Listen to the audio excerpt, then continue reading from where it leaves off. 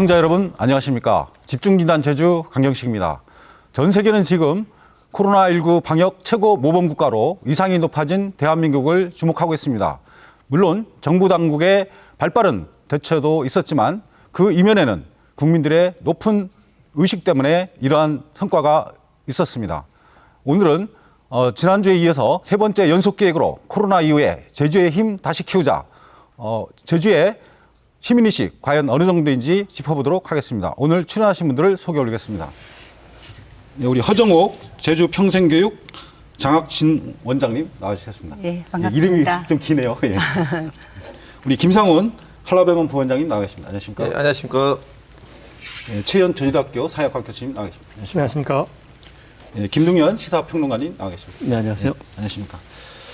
예, 먼저 지금 코로나가 아직도 상당히 지금 위력을 대한민국에서도 발휘하고 있는데 그 관련된 이야기를 좀 먼저 나눠보겠습니다. 우리 아무래도 전문가시니까 우리 부원장님 먼저 지금 상황 좀 짚어주시죠. 지금 상황은 지금 이태원 사태라든가 네. 인천 사태로 인해서 조금 늘어나는 추세이기도 하고 또 6차 감염까지 지금 발생하는 그런 단계로 다가가고 있긴 네. 하지만 그 방역 체계가 많이 훈련되어 있는 상태이기 때문에 그 아주 다른 나라들처럼 크게 확산되진 않고 있고 이 상태가 상당히 오래 지속될 거라는 생각을 많이 갖고 있어요. 왜냐하면 팬데믹 상태에서 이제는 엔데믹 상태로 넘어가는 전 세계 추세가 지금 보여지고 있거든요. 왜냐하면 엔데믹 뭐냐면 풍토병화 되고 있다는 가능성이거든요. 그래서 백신이 나오려면 앞으로도 최소한 한 1년 반, 2년 가까이가 걸리고 치료제는 요즘 남대시비로부터 시작해가지고 몇몇 가지 나오고 있다고 하지만 완벽치가 않죠. 또 RNA 바이러스가 워낙 변종이 많기 때문에 거기에 대한 대응도 지금 완벽치가 않은 상태이기 때문에 아마 이 상태가 상당히 오래 지속될 거라는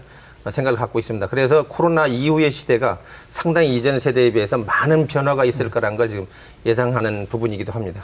예, 우리 원장님. 예. 오늘부터 이제 어린 초등학생들까지 다 이제 등교를 시작했는데 상당히 좀 그렇죠. 걱정되는 상황인데 어떻게 예. 보고 계십니까? 네. 그래도 어린이들이 운동장에 네. 거리 유지, 간격 유지를 하면서 네. 교실로 향하는 그 모습에 이제 드디어 우리가 네. 생활의 정상화로 그래도 질서를 잡기 시작했구나 하는 생각이 들고요. 네. 가정에서 그동안 어린이들하고 네. 사실 행복하지만은 않은 어머니들 네. 가장 행복했을 순간 같아요. 네. 예. 그래도 이제 어느 정도 전환점, 분기점 돌았지 않았나 싶은 생각이 듭니다. 우리 교수님 대학 분위기는 어떻습니까? 대면 수업을 하고 있습니까? 대학에서는 요즘에 이번 학기까지는 네. 비대면 수업을 하는 걸로 돼 있고 저 같은 네. 경우에는 대학원 수업만 학생 수가 적기 예. 때문에 대학원 수업만 대면 수업으로 진행하고 있습니다. 예. 종합적으로 한 말씀 해주시죠. 예. 그러니까 글쎄요. 코로나가 우리 사회의 풍경과 모습을 다 바꿔놓은 것 같고 예. 사람과의 관계도 다 바꿔놓은 것 같습니다. 근데 그 이전으로 되돌아갈 수 없다고 많은 전문가들이 이야기하고 있으니까 가장 중요한 건 그 이후에 우리의 삶을 어떻게 살 것인가 이게 가장 중요할 텐데 아무도 살아보지 않았거든요. 그래서 굉장히 좀 두렵기도 하고 그리고 많은 전문가들마다 대책을 내놓지만 그 대책들도 다 더 제각각이고 그래서 아마 여기 계신 분들은 굉장히 힘든 어떻게 살아야 되나 어떻게 앞으로 삶을 꾸려야 되나 걱정이 많지 않을까 싶습니다. 예. 우리 최 교수님, 우리가 이번에 코로나를 대응하면서 사실은 이제 이번에 이제 징역 4개월 이렇게 법이 바뀌어서 구속 사례까지 발생해서 인권 문제, 방역 문제 이게 조금 충돌하기도 했는데 그런 부분들을 좀 어떻게 진단하고 평가를 해야 될지 한 말씀 부탁드리겠습니다. 그 프랑스에서 우리나라 방역에 네. 대해서 사생활 침해, 네. 개인의 인권 침해 이런 네. 논의가 지적을 했는데 우리나라에서는 이제 적극적으로 대처를 해가지고 문제를 상당히 잘 해결했다고 생각하는데 여기에는 그 자유에 대한 두 가지 관점이 충돌한 부분이 있다고 생각이 듭니다. 그러니까 프랑스의 몇몇 언론인들이 얘기했던 그런 자유는 사실 개인주의적인 자유인데 반해서 우리에게도 자유가 굉장히 중요하죠. 자유가 중요하지만 우리는 공동체에서 함께 사는 자유를 중요하게 생각하기 때문에 자유를 간섭이 아닌 것, 즉 방종을 자유라고 생각하지 않죠. 그리고 그렇기 때문에 우리가 함께 지킬 수 있는 규칙을 만들고 그걸 지키는 것은 우리의 자유를 침해하는 것이 전혀 아니고 우리의 자유와 안전, 그다음에 생명을 보존하는 데 도움이 된다라는 그런 우리가 가지고 오히려 자유에 대한 적극적인 개념들을 발전시키고 그것의 장점을 인정받을 수 있는 그런 시기였다고 생각합니다. 예, 우리 원장님, 우리 대한민국이 이번에 이제 대한민국 국민인 게 자랑스럽다. 이 비율도 올라가고 그런데 높은 시민의식 그리고 이제 위기를 함께 이겨내려는 그런 공동체의식 이게 발휘됐잖아요. 그런 네. 부분들 보면서 어떤 느낌이 있어요? 네. 그냥 이거는 시시한 그 에피소드인데 미국 시민권자들이 예. 빨리 미국으로 들어가더라고요. 안전하게 예. 이제 부른다고. 그래서 우리는 미국이 안전한 곳인가 생각을 했고 잘 다녀오세요. 예. 거기가 좋으면 거기 있으세요. 예. 그렇게 하고 헤어졌는데 그들이 굉장히 위기에 있는 것을 보고 우리가 기도를 할 정도로 상황이 예. 바뀌더군요. 사실 그 이란 코로나19 사태에서 나온 말이 각국 도생이에요. 각국이 그 자국민을 보호해야 되고 그다음에 그럼에도 불구하고 가장 중요한 것은 우리 국민들이나 제주도민들의 네. 그러한 이 질서를 잘 지키는 또 네. 위기에 리더십에 네. 잘 순응하고 따라주는 그리고 인내하는 네. 그래서 제가 이런 표현은 적당할지 모르겠는데 그 알베르 까뮈의 페스트라는 데 보면 네. 베르나르 의사가 이런 말을 해요. 이런 위기에 가장 중요한 것은 각자가 자기의 삶터에서 네. 하던 일을 성실하게 하는 것이다. 네. 그 성실성 말하면 제주도민과 한국민 네. 뭐 다 이제 위기 때마다 네. 그걸 통해서 이겨낸 역사가 있잖아요. 네. 그래서 앞으로 포스트 코로나 염려하는데 이렇게 가면 네. 착실하게 가면 그래도 우리가 오히려 더 위기에 또 위인도 나타나지만 국가도 네. 발전하거든요.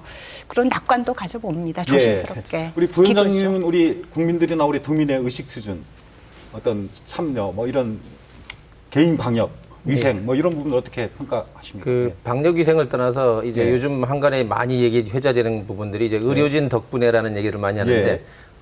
가장 큰 부분은 의료진보단도 뭐 정부의 빨바른 대처나 이런 것보단도 시민 의식이라고 볼 수 있죠. 예. 그러면 그 시민 의식의 반론은 어디에서부터 시작되냐 하면 이제 유추해 보면 다른 나라하고 우리나라 상황이 예. 전혀 틀리기 때문에 근데 재밌는 에피소드가 빌 게이츠의 14가지 교훈이라고 해서 가짜 편지 소동이 네. 있었어요.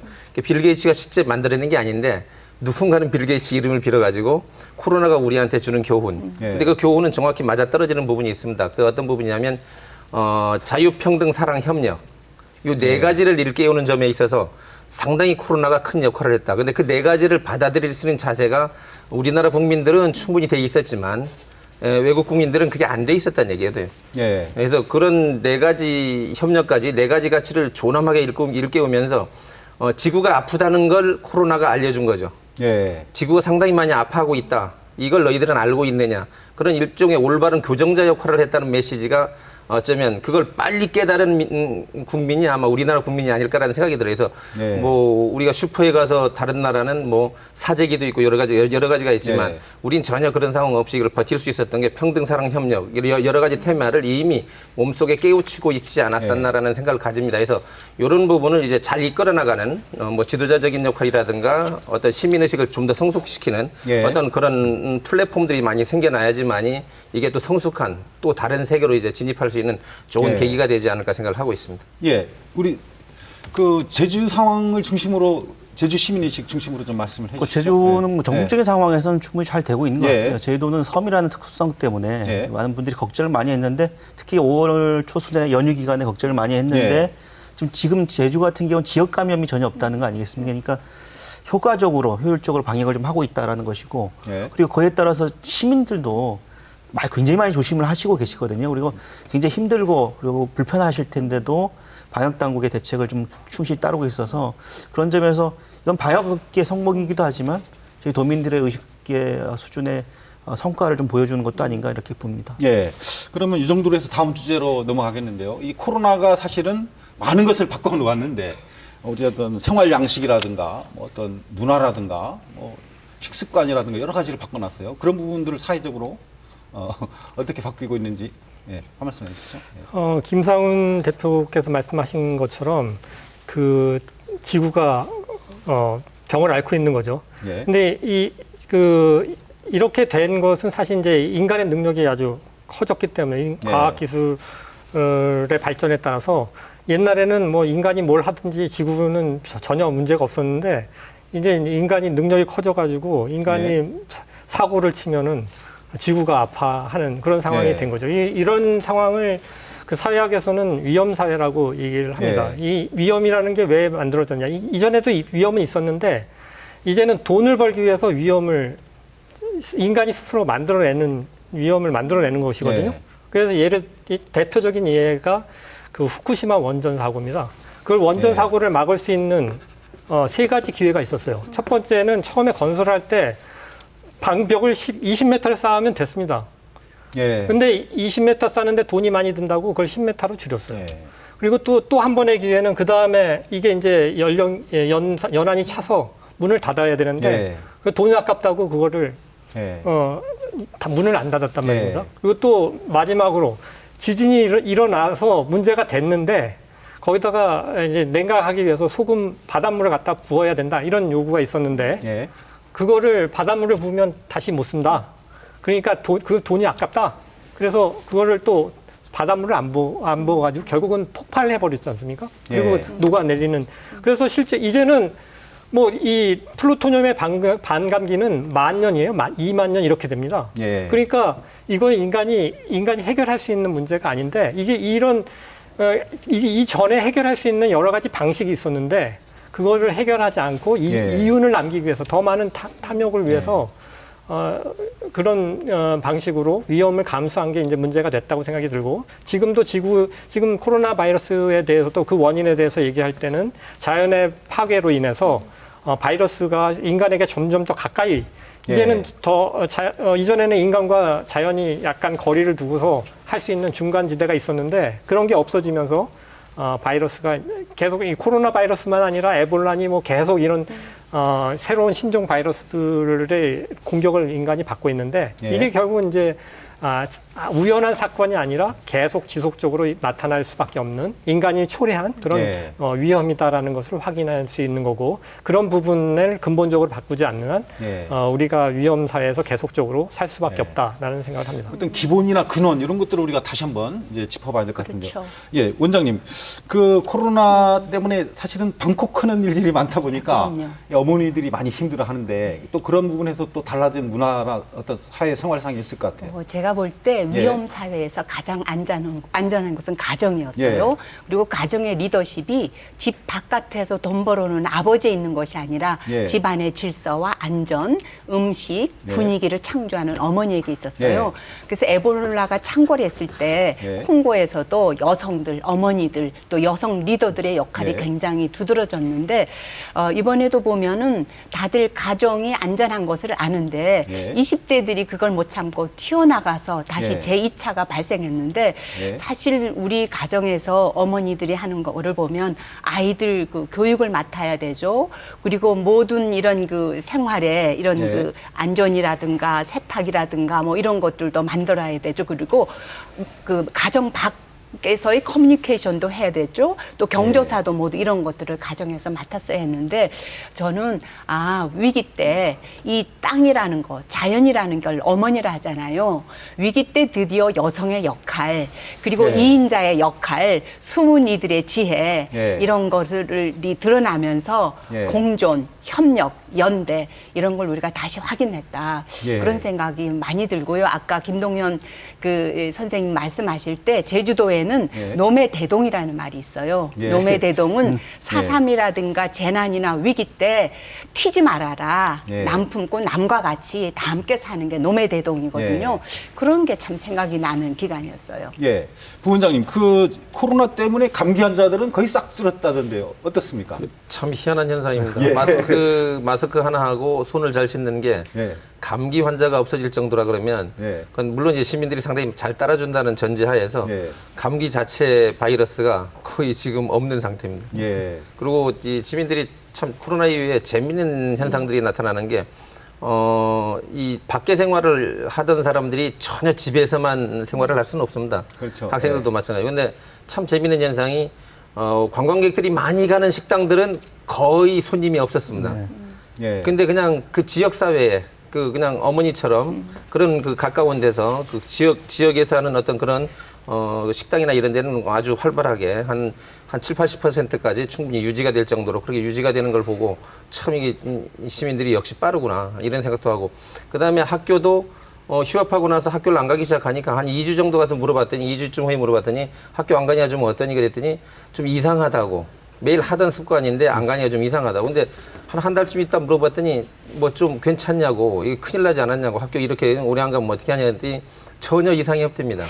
그냥 그 자기가 시간에 맞춰서 수업 들을 때 약간 졸림을 못 들었던 수업도 이건 녹화가 다 돼 있기 때문에 자기가 하고 싶은 대로 하고 또 남는 시간들을 자기 나름대로 쪼개가지고 이 생활하는 걸 보면서 아 이게 어쩌면 교육 분야도 상당 부분의 코로나 이후에 많은 변화를 겪지 않겠나라는 생각도 가지면서 그런 것들이 좀 효율적으로 변화할 수 있는 방향들은 없는지 그걸 찾아볼 때라고 생각을 하고 있습니다. 예, 박사님 그 지금 뭐 영화라든가 아니면 뭐 어떤 음주문화라든가 여러 또 변화들이 있지 않습니까? 세상에. 더 다양한 변화인데 근데 저는 이제 코로나가 우리에게 준 게 이제 지역을 발견하고 사람을 발견하게 한 것 같아요. 그러니까 하나 예를 들면 처음에는 이제 초등학교 저학년 학부모를 둔 이제 학생을 둔 학부모들이 굉장히 난감했는데 저희 주변에서도 이제 그런 같은 고민들을 갖고 있는 엄마들끼리의 소위 말하면 공동육아 같은 시스템으로 아이들을 서로 돌보고 그리고 서로 어떤 교육적인 프로그램을 만들어가고 그런 어떤 커뮤니티가 만들어지기 시작하거든요. 그러니까 그런 것들도 보면 어찌 보면 일방적으로 학교에 맡겨놨던 교육이라고 하는 것들이 이제 가정에서 하는데 혼자 안 되니까 지역에서 사람들을 만나게 되고 그러니까 이 코로나라고 하는 게 우리에게 굉장히 부정적이고 힘든 것이 물론 있지만 어찌 보면 새로운 지금 이전까지 우리가 미처 몰랐던 어떤 것들을 좀 발견하게 하는 계기가 된 건 분명해 보입니다. 예.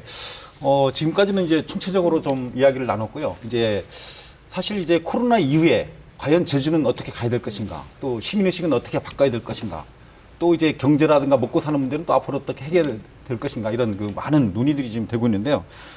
그런 것들이 어떤 대안으로 정말 예전에 했던 슬로우 방식, 뭐 아니면 신투부리 이렇게 가야 된다 이런 얘기들도 많이 나오고 있는데 우리 최현 교수님이 또 먼저 한 말씀 해주시죠. 네.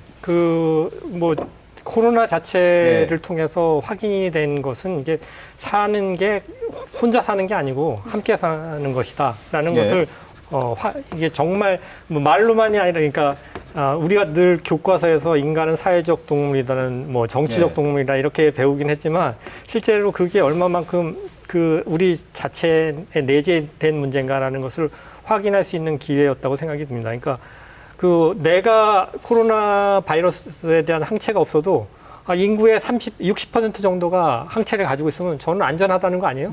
그러니까 그런데 다른 사람들이 그 항체를 안 갖고 있으면은 제가 언제 거기 걸려서 죽거나 뭐 무슨 심하게 앓게 될 수 있는 그런 상황을 우리는 이제 진짜 목숨이 경각에 달할 수도 있고 아닐 수도 있는 그런 것이 주변에 있는 사람들, 동료, 시민들에게 달려있다는 것을 우리가 이 코로나 사태를 통해서 확인을 했고 그리고 또 정직하게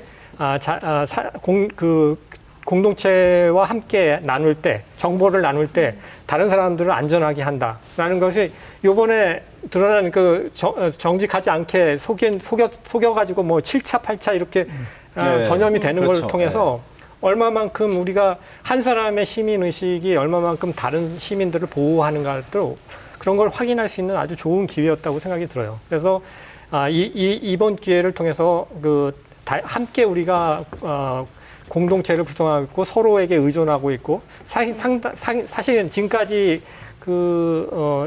발전된 교육이라고 얘기하는 게 상당히 개인주의적인 것을 그런 게 개인주의적 자유를 굉장히 좋은 것인 것처럼 얘기하는 경향들이 있어 왔는데, 물론 이제 자유는 굉장히 중요한 것이지만 그게 함께 공동체 속에서 찾아져야 된다라는 것을 확인할 수 있는 그런 기회였다고 생각이 들고 그런 점에서 또 단순하게 우리가 경제적인 성장과 소득의 증대, 개인적인 소득의 증대만이 아니라 동료 시민들과 함께 나누고 그리고 거기서 인정을 받는 것 이런 것에서 더 많은 기회를 찾아야만 우리 사회의 행복을 찾을 수 있는 거고 그러지 않고 물질적인 생산의 확대를 무한정 추구할 수는 없거든요. 그리고 그렇게 됐을 때는 결국 한쪽에는 빈곤층이 형성이 돼서 사회 자체가 안정적으로 유지될 수 없는 그런 여러 가지 사례 그 로마나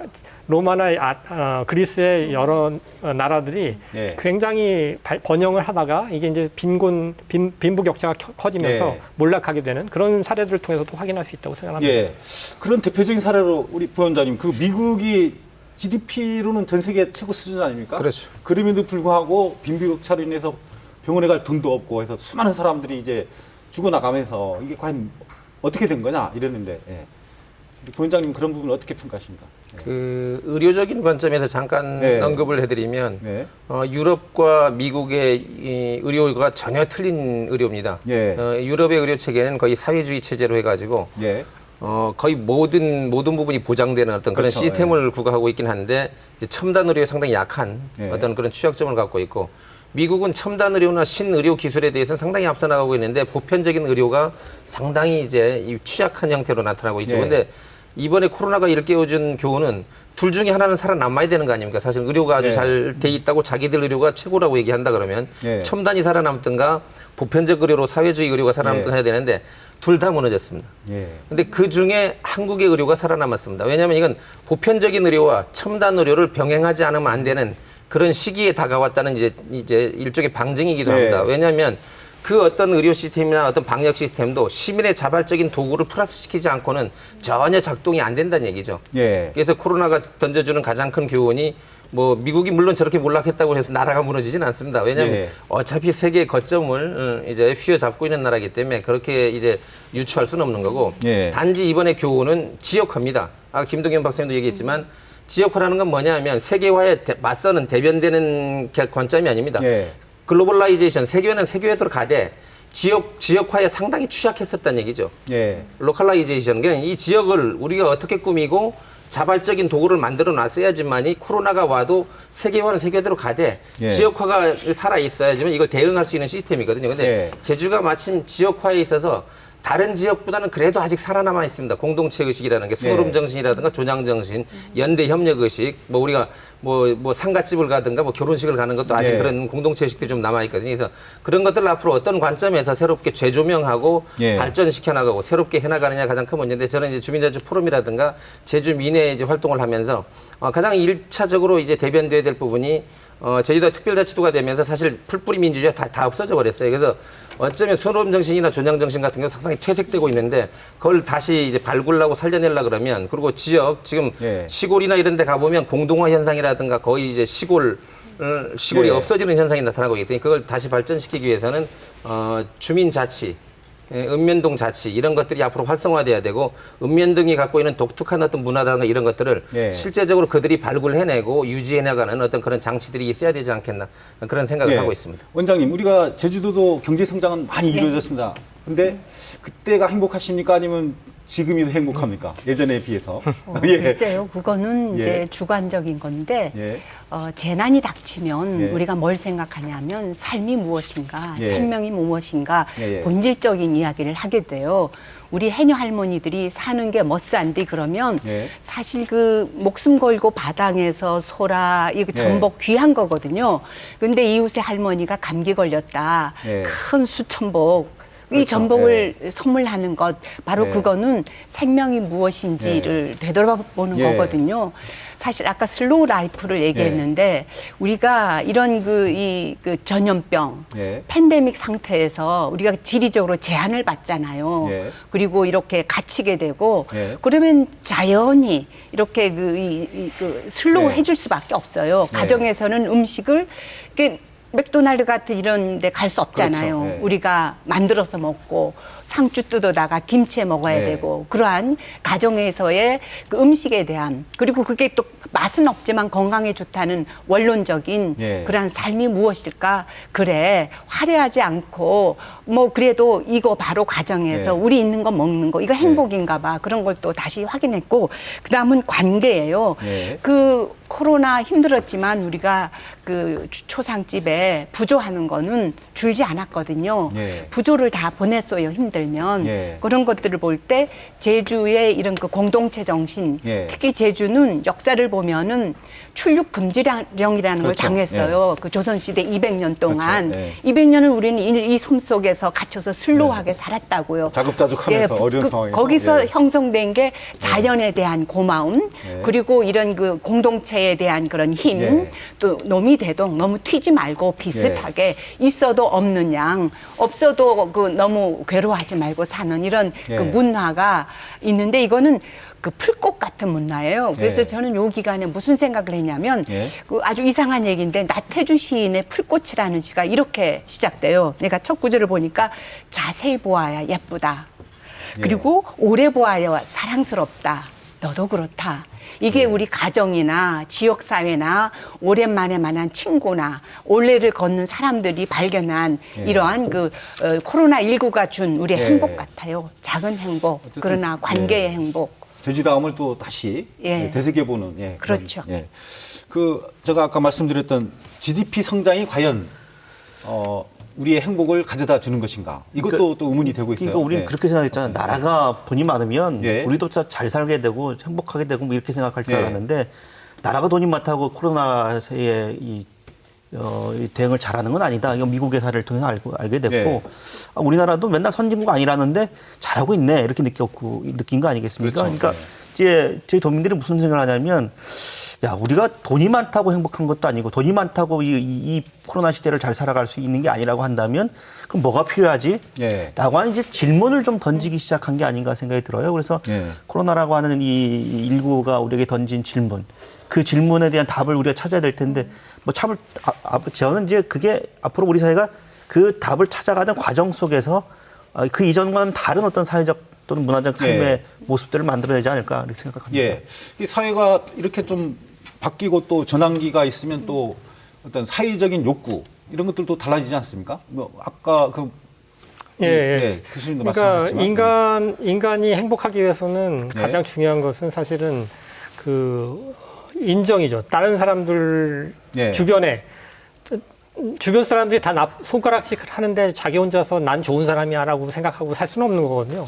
그러니까 함께 다른 사람들이 인정해 줄 때만 자기의 존엄성을 스스로도 인정할 수 있는 거고. 근데 사실 모든 사람들은 남에게, 즉 스스로에게 인정받고 싶어 하는 건데 그게 이제 최고의 목표이겠지만 그것을 위해서는 물론 이제 먹고 사는 문제가 해결이 돼야 되겠죠. 그래서 보통의 사회과학 쪽에서는 만불 소득이 될 때, 만불 정도는 인간이 기본적인 그 생활 필수품들을 얻고, 그 다음에 건강을 유지하고 이렇게 하기 위해서 필요한 그런 비용을 마련하는 데는 필요하다는 거죠. 근데 거기까지는 소득을 증가시키는 게 모든 사회에게 필요한 일인데 네. 만불이 넘어서게 되면 그 이상의 욕구들, 지금 이제 말씀드렸던 것처럼 안전에 대한 욕구라든가 안정에 대한 욕구라든가 그다음에 다른 사람들로부터 인정받고 함께 그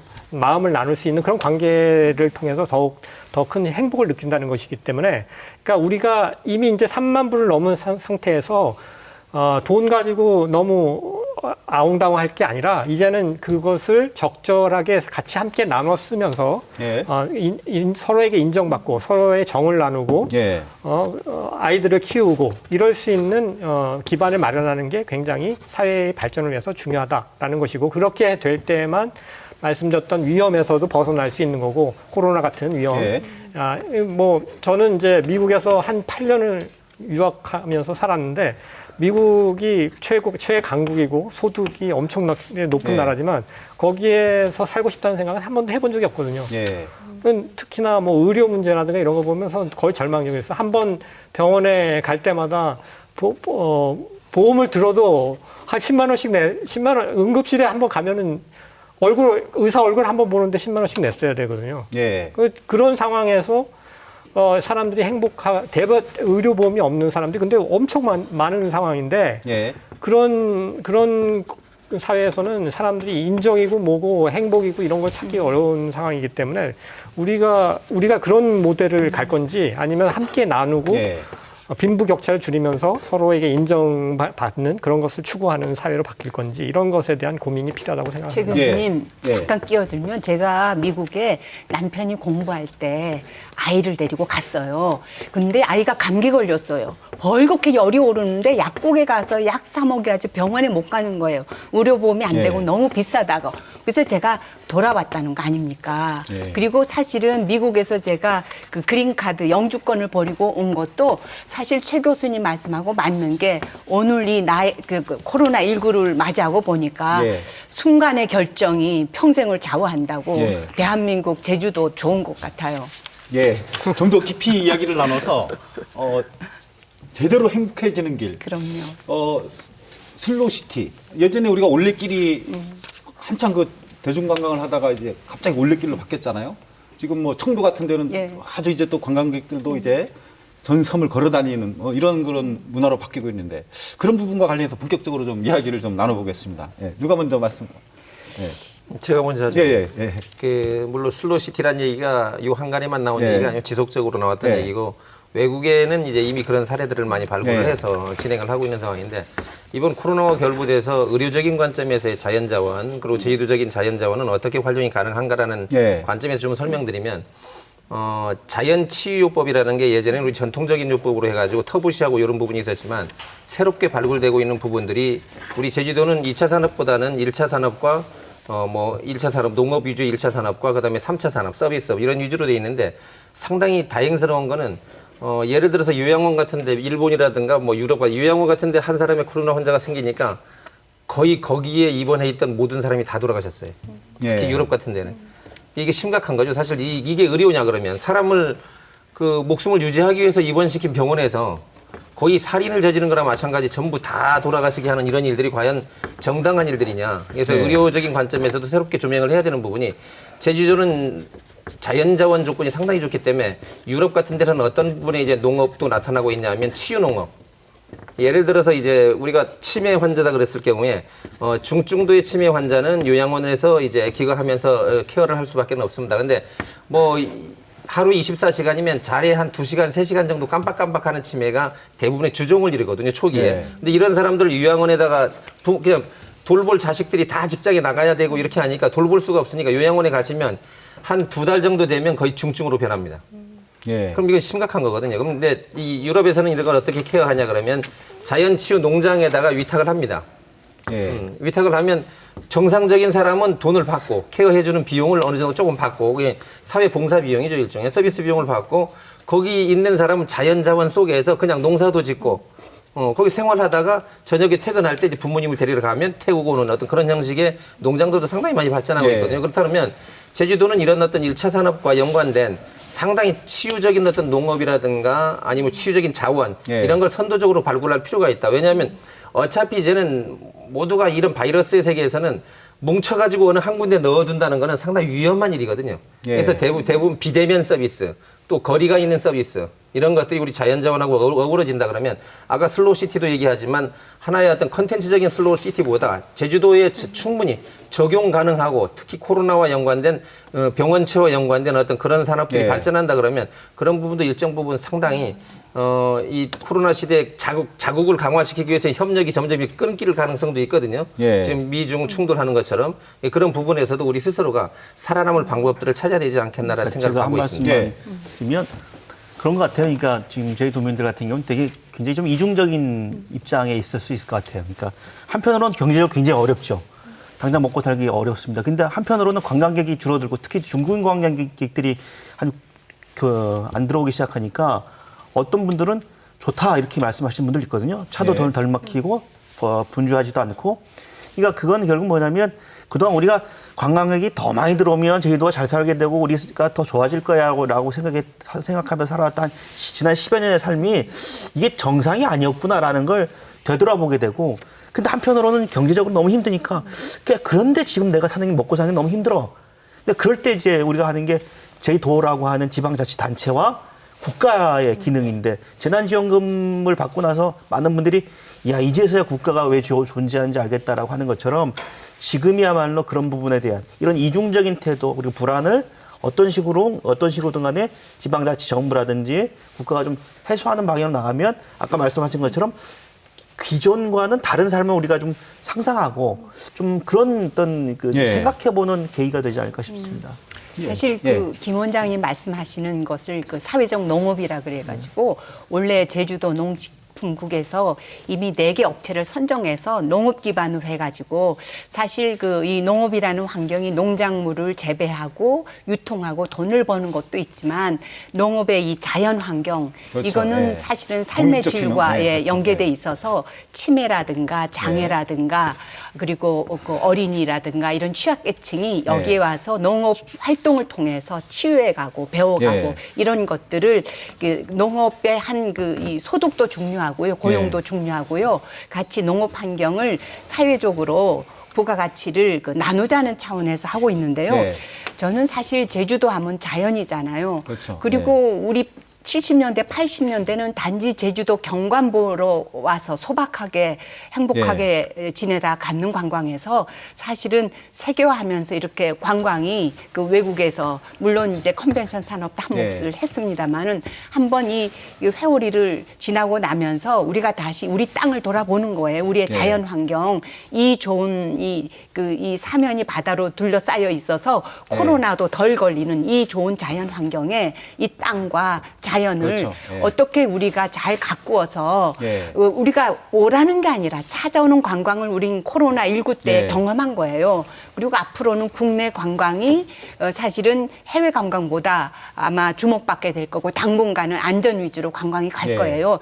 이 점에서 한번 우리가 전환해야 될 것 같아요. 그래서 중요하게 보면은 마을 관광, 1차 산업 관광, 제주도민이 관광의 중심에서 주인공이 되는, 주역이 되는, 주빈이 되는 관광 이런 것들로 아마 돌아서는 그런 좋은 기회, 값을 치른 그런 시간이었다고 그렇죠. 생각돼요. 어떤 신토부리 로컬 푸드 이런 것들도 아주 중요해질 것 같은데 교수님도 한 말씀 하시죠. 그러니까 이전 우리가 경제 성장 위주로 가지 말자고 얘기하는 게 경제 성장을 완전히 포기하자 이런 얘기는 아니고요.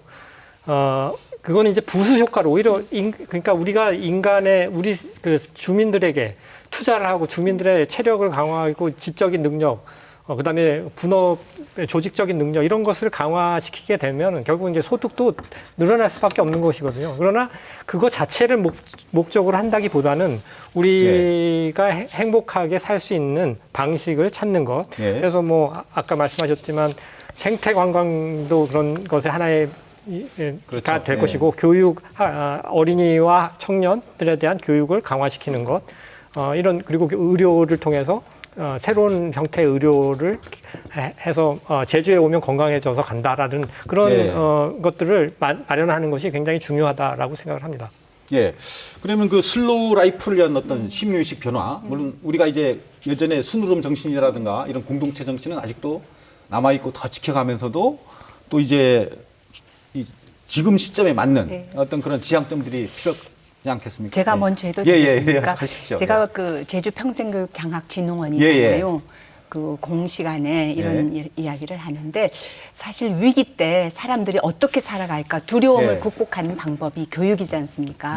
그리고 교육을 통해서 새로운 지식과 정보를 얻는데 저희가 사실은 제주평생교육장학진흥원이 하는 일 중에 가장 중요한 것들이 이 풀뿌리에 있는 학습 동아리 같은 예를 들면 학습 동아리 같은 거예요. 그러니까 우리가 이 예를 들면은 어떤 학습 동아리가 있냐면 댄스 동아리가 있어요. 댄스 하면은 밤에 추는 댄스가 아니에요. 건강을 돌보는 댄스. 그리고 이 댄스를 통해서 만약에 지역에 축제를 한다. 댄스 팀이 가서 춤을 춰주는 거예요. 그러니까 이게 그냥 유흥이 아니라 댄스의 건강과 아름다움과 학습을 통해서 이 동아리를 하는데 저희 진흥원이 거기에다가 강사비를 지원해 줘요. 말하자면은 그냥 놀이가 아니라 학습 놀이를 학습 동아리라 보는 거예요. 그러한 것들이 이 풀뿌리에 다 연결되면 이게 교육이 되는 거죠. 강제하지 않아도 학습 문화가 조성이 되는 거거든요. 그래서 사실은 우리가 이번 위기 때 어떤 논의를 하냐면 학습도 이제는 이 대면만 해서 되는 게 아니라 우리가 이게 온라인으로 해야 되고 자생적으로 해야 되고 각자 자발적으로 하게 해야 되고 뒤에서 지원해 줘야 되고 그래서 네. 도민의 지식과 정보, 의식, 역량이 올라가면 사실은 그것이 위기 극복이라든가 코로나에서 우리가 얻은 하나의 사회적 인프라의 방향이 아닐까 이런 생각을 많이 해요. 그래서 교육에 대해서 네. 대학도 중요하고 저희 평생교육, 시민교육도 이때 전환해야 되겠다, 강화해야 되겠다 이런 생각을 저희 많이 고민하고 있어요. 예. 우리 교수님은 그 아까 말씀하셨던 이제 그 어떤 슬로우 푸드 관련해서도 예전에는 이제 좀 빨리빨리 먹고 이런 거지만 이제 어떤 지역에서 생산된 그런 음식물을 이제 가지고 이제 관광도 하고 또 전통 음식을 맛보고 이런 방식으로 좀 변해야 된다고 말씀하셨지 않습니까? 그런 부분에서 좀 우리가 더 지향해야 될 점들. 지금 농산물도 사실은 서울 가락시장에서 되고 있단 말이죠. 이제 그런 부분에서도 우리가 좀 개선점이 필요할 것 같은데요. 최근에 제주에 이제 로컬 푸드 매장들이 이제 많이 생기고 있는데 사실 그 패스트푸드는 건강을 해치는 경우들이 많은 거죠. 아까도 말씀드렸지만 자유라는 게 자기가 하고 싶은 대로 입에만 단 음식을 먹는다고 해서 이게 건강해지는 건 아니지 않습니까? 그렇죠. 편하니까 먹긴 하지만 패스트푸드를 먹긴 하지만 사실은 그걸 통해서 얼마 전에 어린이가 장염에 걸려가지고 죽었다든가 무슨 체인점 햄버거 가게에 가서 먹고 그런 일들이 비일비재하게 일어나거든요. 그리고 거기서는 그런 건강 그 이용자들의 건강을 생각하는 게 아니라 이윤이 중요한 문제가 되기 때문에 그런데 이 지역에서 지역에 서로 얼굴을 알고 서로 이웃에 있는 사람들을 대상으로 할 때 저희도 요새 이제 아라동에 아라딸기를 사서 먹는데 이웃분에게 전화를 해가지고 딸기 좀 살 수 있습니까? 하면 물어보면은 이제 오늘 딸 거니까 와서 따가라 가져가라 그러면은 이제 가면 그걸 안심하고 먹을 수 있거든요. 뭐 농약에 대한 걱정도 하지 않고 그러니까 실제로는 지역의 건강 이게 그 음식을 먹는다는 게 우리가 건강해지기 위해서 먹는 건데 건강을 해치면서 사실은 패스트푸드를 통해서 건강을 해치면서 비만이 많아지고 미국의 패스트푸드가 가장 발전한 미국에서 비만 인구가 제일 많고 이 채소 중에서 가장 많이 소비되는 채소는 감자이고 감자튀김으로밖에 섭취를 안 하기 때문에 건강에 엄청 문제가 생기는 거고 그게 사회적 비용으로 되는 것인데 이런 부분들을 지역의 경제를 살리면서도 지역의 품목을 사용을 해서 건강과 지역의 경제를 함께 발전시키는 게 굉장히 중요한 일이다.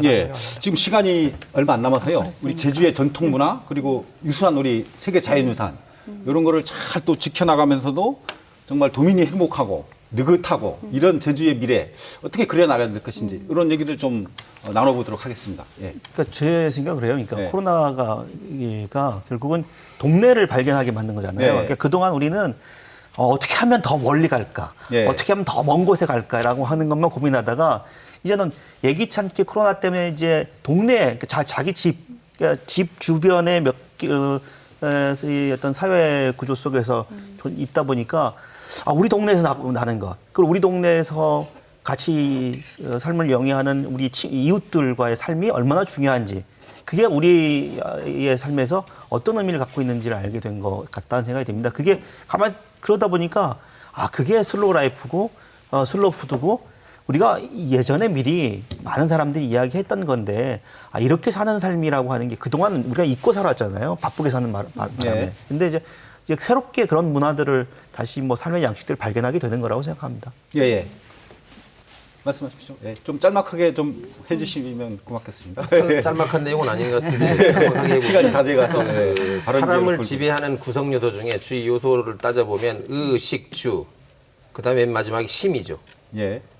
그러면 슬로우 라이프라는 것도 절대 빠르게 살지 말라는 얘기가 아니고 그 식, 심을 가장 환경적인 역량에서 본인을 보호할 수 있는 방향, 그리고 특히 마음적으로는 남들하고 네트워크와 소통을 하면서 상당히 행복할 수 있는 이제 삶을 만들어 나가는 어떤 핵심적인 요소이기 때문에 우리 주위에 불편하고 너무 물질적인 냄새가 나고 너무 어떤 그런 산업적인 냄새가 나는 어떤 예. 슬로우 라이프 어떤 그런 형태들을 될 수 있으면 인본주의 사상적으로 좀 마음이 와닿는 쪽으로 그런 식으로 조금씩 재편해 나가면 우리가 마음에 들면 결국 제주에 온 관광객도 충분히 마음에 들 수 있는 그런 섬으로 가꾸어 나가는 게 어쩌면 가장 전통 유산과 맞먹는 예. 가장 유일한 방법이라고 저는 보고 있습니다. 예. 좀 마무리 말씀 좀 해주시죠. 저는 예. 코로나19 덕분에 우리가 네. 제주도, 제주 사람, 되주 가치, 제주 전통을 되찾았다는 생각이 예. 들어요. 우리가 있어도 있는 척 안 하는 게 미덕이었잖아요. 예, 예. 그리고 우리 거 먹고 특히 해녀분들은요. 이제 물건을 잡아와요. 오다가 할머니가 할망바당에서 물건 예. 얼마 못 잡아요. 예, 예. 나눠줍니다. 이런 나눠주는 것 그리고 있는 척하지 않는 것 돌보는 것 예. 이런 것들을 다시 발견했고 제주의 자연 이렇게 좋은 곳에 우리가 살고 있구나 하는 행복감을 다시 발견했기 때문에 앞으로 잘 가꾸고 지키면 될 것 같아요. 예. 고맙습니다. 예. 예. 그러니까 그 기본적으로 마음을 나누려면은 기본적으로 빈곤층을 사라지게 해야 된다고 생각합니다. 그러니까 기본소득이 됐든 뭐 복지가 됐든 뭘 통해서 제주도에서 적어도 어려운 사람이 없게 제주에서 산무의 섬이라고 하는데 사실은 그 얘기는 다 같은 얘기라고 생각해요. 대문이 없고 도둑이 없고 그다음에 거지가 없다는 건 다 같은 얘기거든요. 그러니까 서로 돌보면서 살았다는 거고 그런 점에서 함께 나누는 게 예. 가장 중요하다고 아주 생각합니다. 짧게 한 말씀 부탁드리겠습니다. 그러니까 코로나 때문에 우리가 앞으로 어떻게 살까 고민이 많은데 고민이 있는 바로 우리 제주도 사람들이 예전부터 살아왔던 삶의 방식들이 있는 거죠. 우리가 잊고 있었던 그 삶의 방식들을 좀 되찾아서 우리가 이 위기를 좀 극복한다고 한다면 충분히 더불어 사는 공동체를 만들 수 있지 않을까 생각합니다. 예, 고맙습니다. 예. 부위원장님, 저- 짤막하게 기회 다시 드리겠습니다. 왔습니다. 예. 예, 좋은 말씀들 상당히 많이 해주셔야 더 할 말은 없는데 지금의 이 사태를 잘 극복해서 될 수 있으면 새로운 상황으로 접어들어야 되는데 사실 세계적인 상황은 그렇게 녹록지는 않습니다. 그렇죠. 예. 그렇기 때문에 더욱더 우리가 저희 도민들이라도 가까운 데서 우리가 할 수 있는 일을 성실하게 잘 찾아서 맡은 바 직분을 다 해주는 게 지금으로선 최선의 방법인 것 같습니다. 예. 오늘 나와주셔서 좋은 말씀 감사드립니다. 네, 감사합니다. 네, 감사합니다. 우리들이 팀장. 예, 코로나19가 우리들에게 주는 교훈은 과연 무엇일까요? 예, 우리 모두는 함께 연결돼 있고 너와 나가 서로에게 영향을 주는 그런 자타불이의 그런 것을 확실하게 주는 코로나19인 것 같습니다. 예, 높은 시민의식 그리고 공동체의식, 수림 정신이야말로 제주를 만드는 가장 큰 힘이 아닌가 생각해 봅니다. 오늘 토론 여기서 마칩니다. 시청해주신 여러분 고맙습니다. 안녕히 계십시오.